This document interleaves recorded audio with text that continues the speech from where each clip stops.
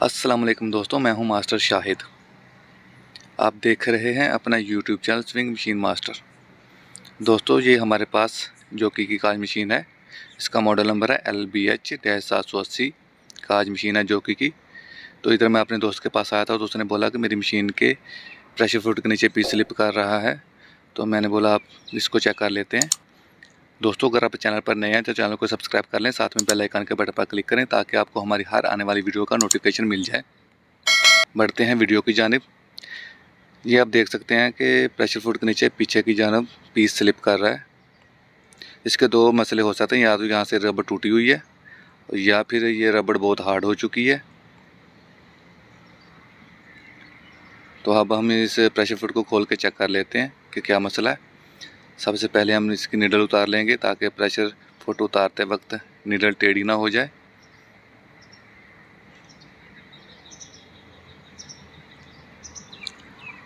अब ये वाला स्क्रू प्रेशर फुट का जो स्क्रू है इसको लूज़ कर लेते हैं। इसको खोल के फिर यहाँ से प्रेशर फुट बाहर निकाल लेंगे।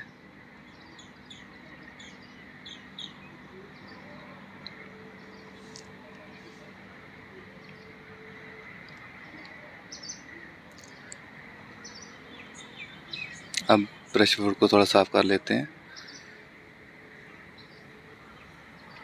ये आप देख सकते हैं रबड़ तो बिल्कुल ओके या टूटी हुई नहीं है, लेकिन हार्ड हो चुकी है। इसके हार्ड होने की वजह से फिर जो प्रेशर फुट है वो ग्रिप नहीं कर रहा फैब्रिक को। अगर रबड़ नरम होगी तभी ग्रिप करेगी। तो इससे पुरानी वाली रबड़ को हम इस ब्लेड की मदद से उतार लेते हैं एहतियात के साथ, कहीं आपके हाथ पर यह ब्लेड लग ना जाए। ये कोई इतना मुश्किल काम नहीं, आप इजीली कर सकते हैं। दोस्तों, मुकम्मल इन्फॉर्मेशन के लिए वीडियो को अंत तक देखें ताकि आपको प्रेशर फुट की रबड़ चेंज करने में कोई मसला पेश ना आए।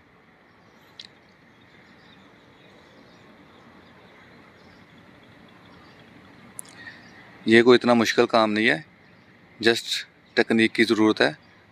ये पुराने वाली जो इसके ऊपर अल्फ़ी वगैरह जो भी लगा हुआ था, हम इसको अच्छी तरह साफ़ कर लेते हैं ताकि जब हम नई रबड़ लगाएं तो वो प्रॉपर एक जैसी लगे।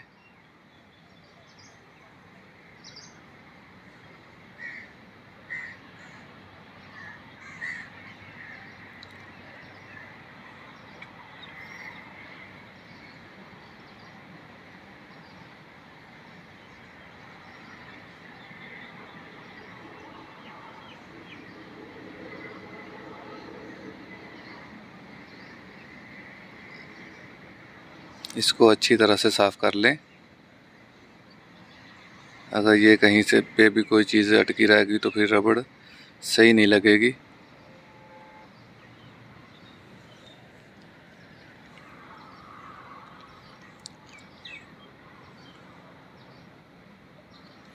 अब ये देख सकते हैं हम नई रबड़ है, इस नई रबड़ को हम लगाएंगे और इसको लगाने का हम आपको इंतहाई आसान तरीका बताएंगे। ये जो इसके दोनों तरफ कट है, ये जो प्रेशर फुट के ऊपर दो स्क्रू लगे हुए हैं ना, ये इन कट की तरफ जाएंगे।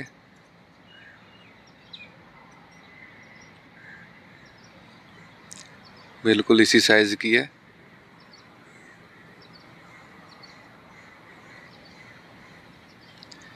हम इस मशीन की बॉडी के ऊपर रख लेंगे, यहाँ पे बराबर जगह है और लगाने में आसानी हो जाएगी।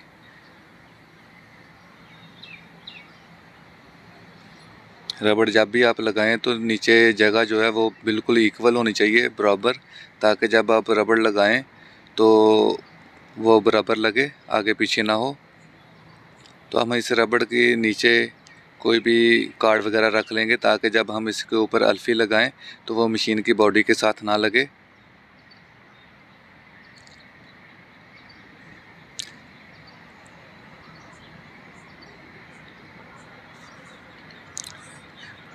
अब इस रबड़ के ऊपर हम अल्फ़ी लगाते हैं। अल्फ़ी को अच्छी तरह इसके चारों तरफ लगा लें, ऊपर वाली, जहाँ पे जिस साइड से आपने प्रेशर फुट के साथ इसको अटैच करना है।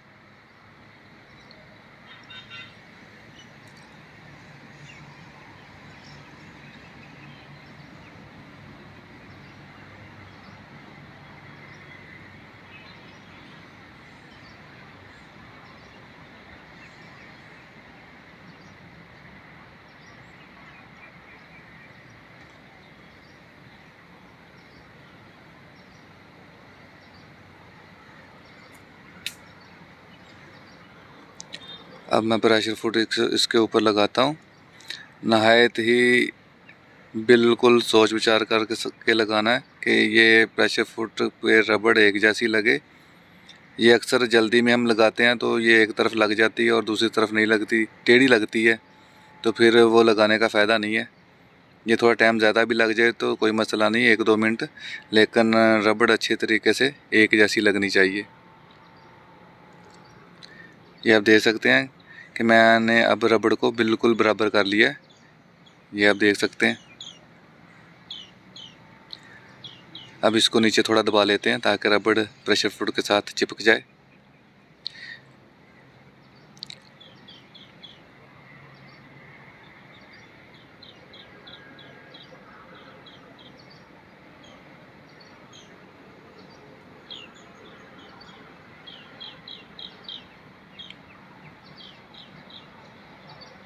अच्छी तरीके से इसको दबा लें। अगर कहीं से भी थोड़ा सा भी खला रह गया तो रबड़ आपकी फिर उतर जाएगी। अब ये मैं चारों तरफ इसकी अल्फी तो थोड़ी थोड़ी लगा देता हूँ ताकि कोई भी टेंशन वाली बात बाकी ना रहे। और ये जो अल्फी है आपने रबड़ के ऊपर नहीं लगानी, जहाँ से पीस ग्रिप करना उस साइड पे नहीं लगानी, अदरवाइज़ वहाँ से आपकी फिर रबड़ हार्ड हो जाएगी और काम नहीं करेगी।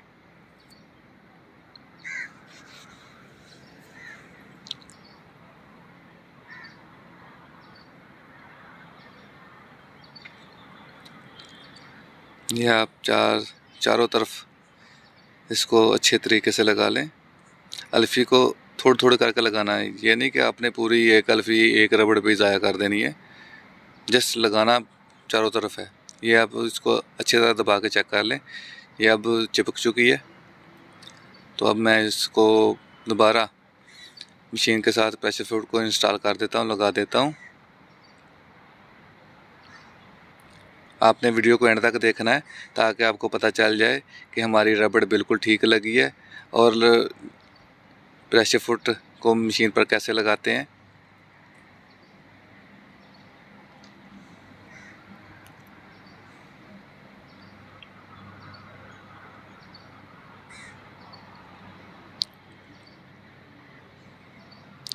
इस स्क्रू को मैं टाइट कर लेता हूँ। फुल टाइट नहीं करना, नॉर्मल सा टाइट करना है।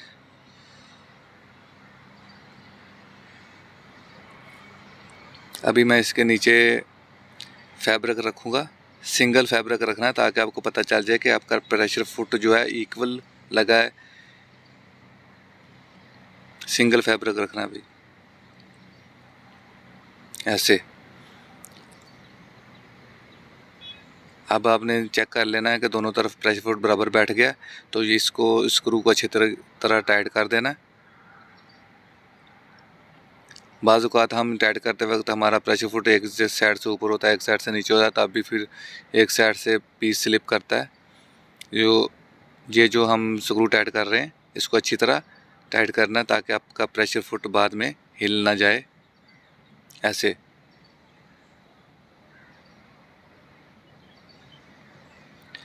जबकि जेन्युइन तरीका ये होता है कि इसके आगे प्रेशर फुट के स्प्रिंग होता है और ये लूज़ होता है, ये पीस के हिसाब से खुद एडजस्टमेंट करता है। लेकिन इधर हमने इसको फिक्स कर दिया है। अक्सर जो है नीडल वगैरह टूट जाती है अनजान आदमी जब बैठते हैं मशीन पर।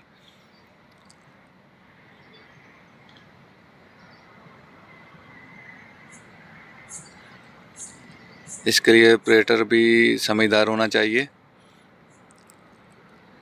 ऑपरेटर की छोटी सी लापरवाही की वजह से मसला बन जाता है। अब हम इसकी नीडल लगा देते हैं।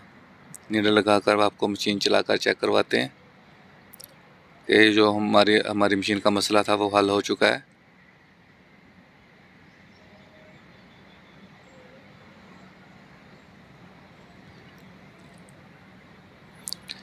ये मशीन का ब्लेड हम लगा लेते हैं।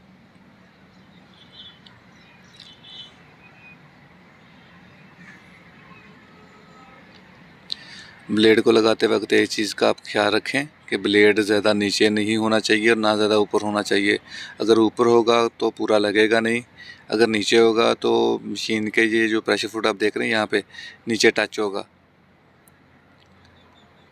आप जब भी ब्लेड लगाएं तो इस हिस्से पर आकर मशीन को चेक कर लें प्रेशर फुट के इस हिस्से से कि आपके प्रेशर फुट और ब्लेड का तकरीबन 3 मिली का फ़र्क होना चाहिए।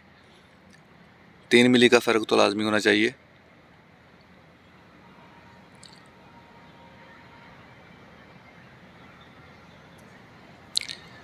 ये नायलॉन का धागा है जो आम कमर्शियल दुकानों पे इस्तेमाल होता है।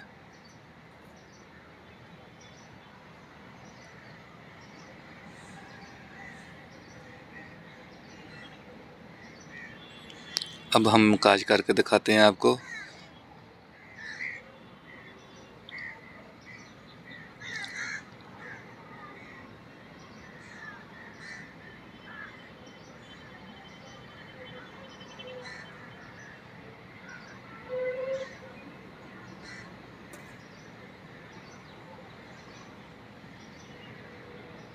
ये आप देख सकते हैं कि कांच बिल्कुल इक्वल हुआ है और ब्लेड भी ठीक लगा है।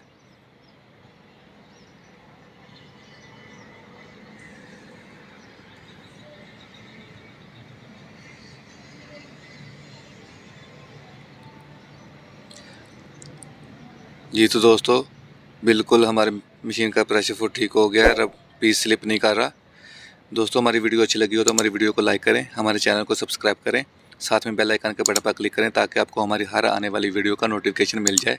मिलते हैं नेक्स्ट वीडियो में, तब तक के लिए अल्लाह हाफिज़।